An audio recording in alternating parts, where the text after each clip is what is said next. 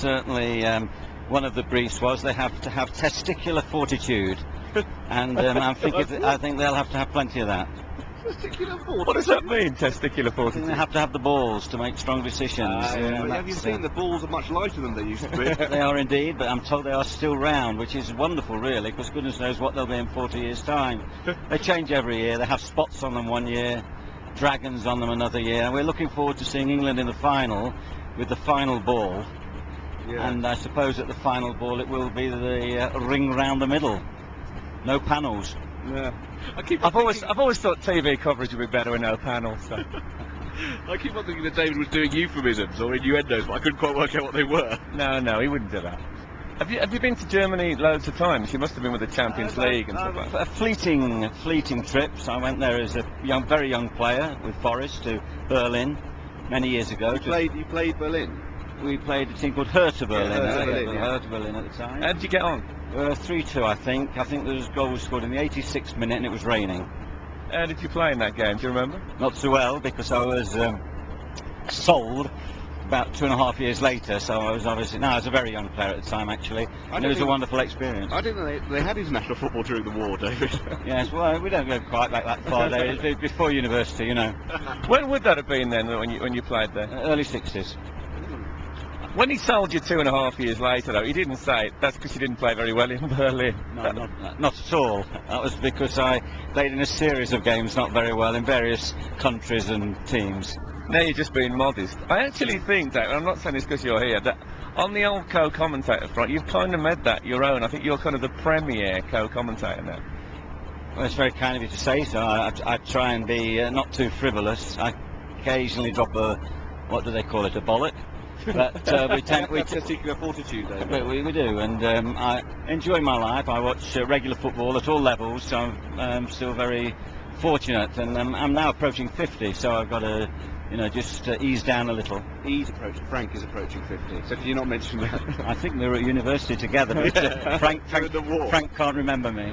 No, I remember your celebration when you got your degree in the suit. I did. I got a degree. That's correct. Well, anyway, here we are, 3 men, all football mad, all on our way to the World Cup. It's fantastic. Thank you very much, David. Thanks a lot, David Play. Thank you. And thank you for letting me interview you. I've been delighted.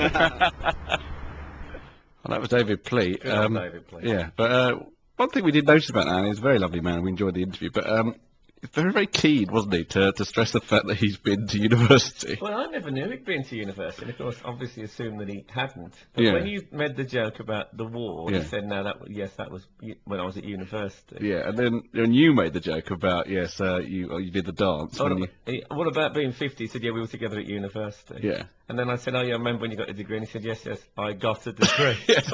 What I particularly like is that it was a joke about the dance, but he saw another opportunity to remind us that But I don't know that if he did go to university. I'm kind of just assuming from what he said.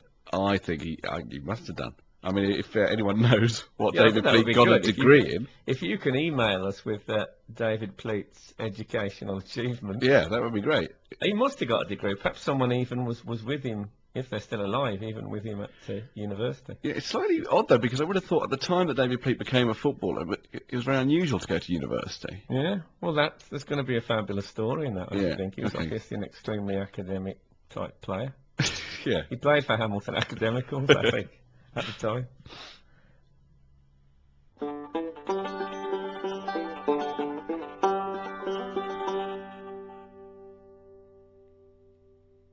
Well, so anyway, we arrived in Munich. And I always love that bit when you get to an airport and you have to drive to your hotel and you start seeing the place. So during the drive to the hotel, we decided to do a quick interview. Here we are, we're now on the way from the airport into Munich, and our driver is a lovely person called Bianca. Hi, we are now at the Munich airport and we go direction center Munich, and what I could find out is that we need approximately 38 kilometers, 40 minutes to get there, and a good friend of mine, she told me that the hotel where we have to go, it's in a gay area, which is a nice area with some old houses and very quiet, and yeah, let's see how it is. The gay area. I was once in Munich in the Englischer Garten, and there was a lot of men, naked men, sitting around in the park. Is that normal in Germany? yeah, you can see that in Berlin too. We have the huge garden, the Tiergarten, the animal garden. It's a huge park in the center of Berlin, and there is a quarter. There you will find all the naked gays. So basically, every city in Germany has a bit where the gays sunbathe naked. Cologne is also well famous for it. Do they wear eau de cologne there? The thing is that it's not that separated, is it, Bianca? Because the one in Munich that I saw, I mean, there were families walking past with their children and stuff, and they're on the hill. In fact, I went and joined them, and we all sat naked, and there was normal people. Not that we weren't normal, Careful. but there was Careful. but there were people pushing prams and that past, and we were all sitting there with no clothes on. Yeah, the same in Berlin. You could walk there between in the park, and to the right and to the left, they lay naked on the green, the homosexuals, and there are also some corners or a little bridge in the park going over a canal, and they are meeting on this bridge, and yeah, it's funny. Okay. Well, we're not quite used to that in Britain, are we? You speak for yourself. But you know, it's great. I think it's a fabulously free and open attitude to nudity and sexuality. No, I'm very much looking forward to it. I mean, I'm looking forward to the World Cup, but not as much as I'm looking forward to this. Well, that was very elucidating, wasn't it? Well, What I like best about it, there's quite a few things I liked about it. I particularly liked it when she says about Cologne, that the homosexual park there, that Cologne is world famous for that. Because Cologne, I don't know if you know, the cathedral in Cologne, not only is it one of the greatest cathedrals in the world, it's the only thing left standing after the British bombing in Is that right? 1945. And yet, what Cologne is world famous for, apparently, is the naked homosexual park. yeah, so not so much bombing as...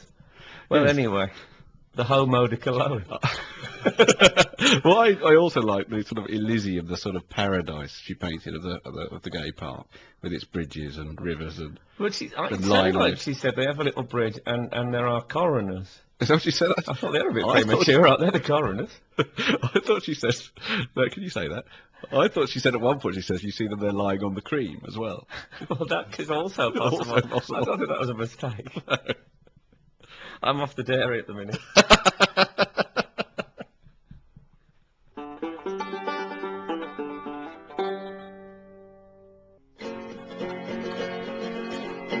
We're in Germany and everyone is lovely, even the ones with moustaches.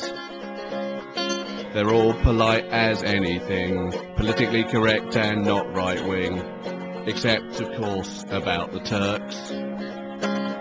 So why is it when I meet a he or she who is over 70, I have to stop myself from saying, what did you do in the war? Was it the Hitler Youth or the Africa Corps? Did you draw up the Nuremberg laws? Were you a mate of Lord Haw-Haw's? I know I shouldn't be so sore, but Grandpa was rich and then so poor. That's why I need to explore what you did during the war. Oh, let it drop.